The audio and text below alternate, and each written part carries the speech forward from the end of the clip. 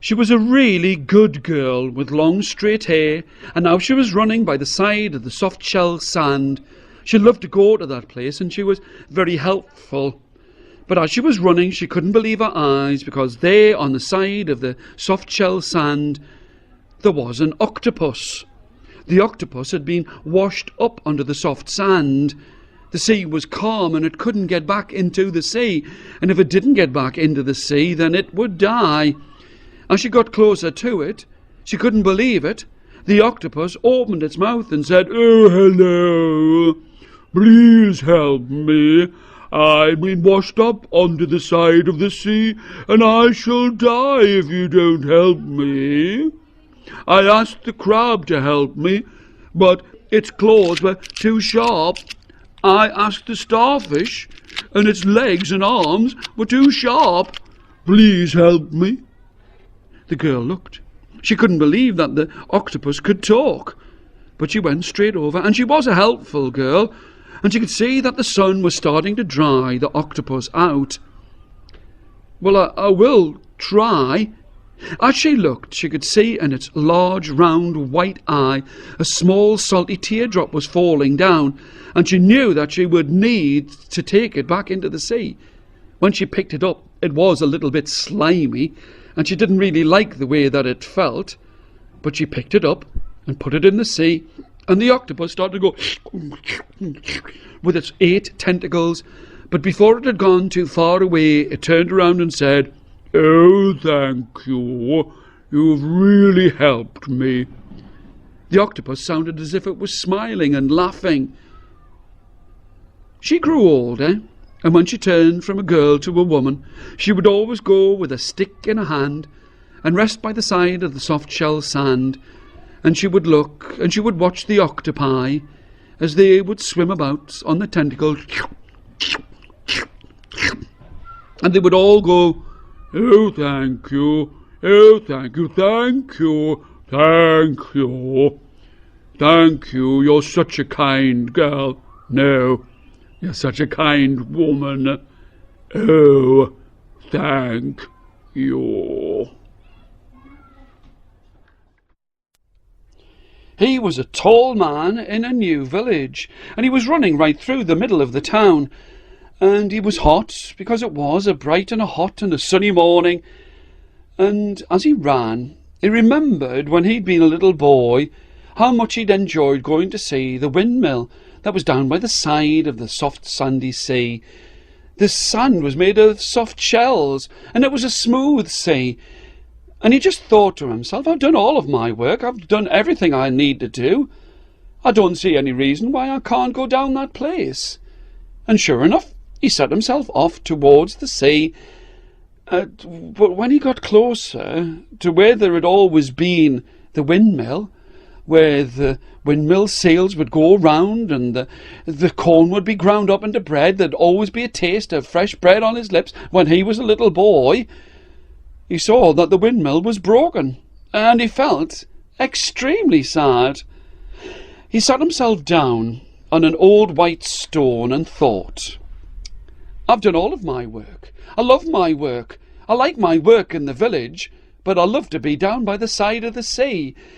And he decided that he would use his money to try and fix the windmill, but he had no idea how he was going to do it.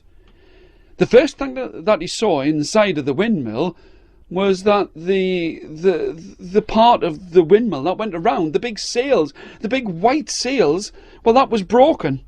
And he needed to fix the hard, heavy wood that carried the weight of all of the sails inside of the windmill.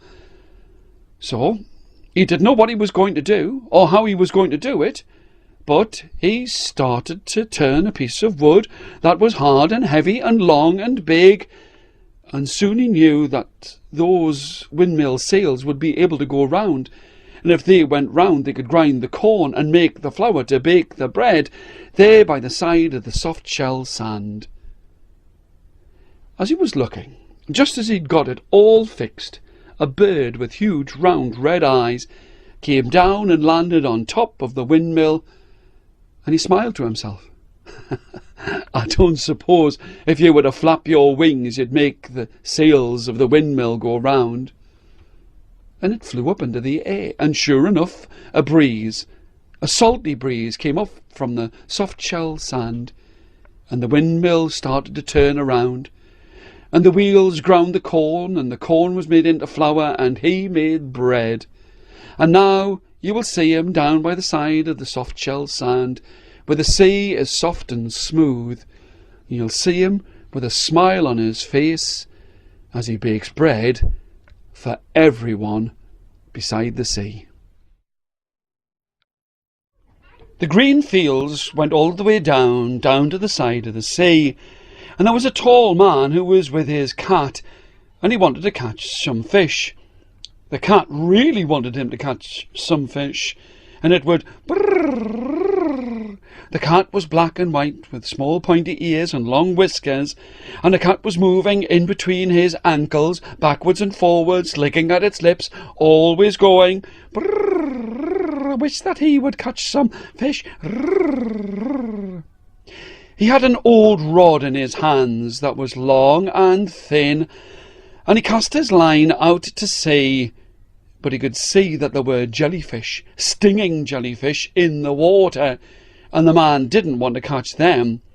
He wanted to catch a fish. His cat wanted him to catch a fish, and the cat went rrrr. On the horizon they could see there was a pirate ship, filled with hairy, scary pirates, who were rough and tough. But the mast had broken, and the sails were down, and all of these rough, tough, hairy, scary pirates were starting to whimper and wail. We might be rough and tough and out on the far seven seas, but we cannot swim. We wish someone would help us. We don't like the look of those stinging jellyfish in the water. The man took his long reel and his rod, and he cast it once and twice and 3 times, and he made it go, and the line and the hook went far out to sea, way past a large red and white stripy fish. The cat was hoping that he would catch the fish.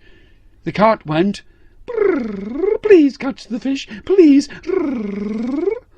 But the line went so far out to sea and went right to the broken pirate ship. The pirates tied a rope to the end of the fishing line. The man reeled the line in, pulled the rope down to the shore, and the pirates could get safely onto the land. When they were on dry land again, they looked rough and tough and hairy and scary. But they looked at the man and said, please don't tell anyone that we can't swim, and we'll give you lots of fish to eat. The pirates were as good as their word. They didn't give him lots of gold or silver or treasure. They gave him not 1, not 3, not 5, not 7, not 9, but 10 fish. The man and his cat were under the stars down by the side of the silvery sea, and they cooked the fish, and they ate the fish, and the cat went brrrr.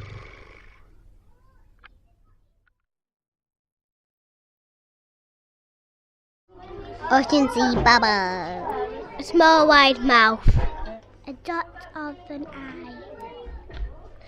100 little rainbow scales. A slow happy fish